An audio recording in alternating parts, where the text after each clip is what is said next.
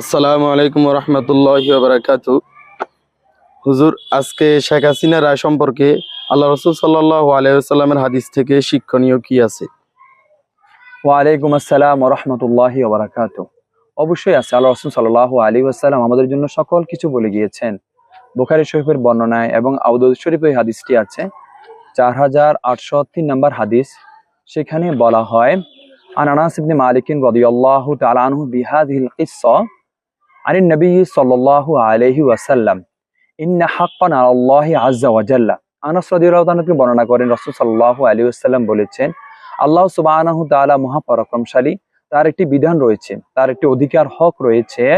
আল্লাহ ইয়ারতাফিয়া শাইউম মিনাদ দুনিয়া, দুনিয়ার কোনো বস্তু যখন উন্নতির শিখরে শেষ মাত্রায় পৌঁছে যায়, ইল্লা ওয়াদআহু, তখন আল্লাহ সুবহানাহু তাআলা সেটিকে নিচে নামিয়ে দেন।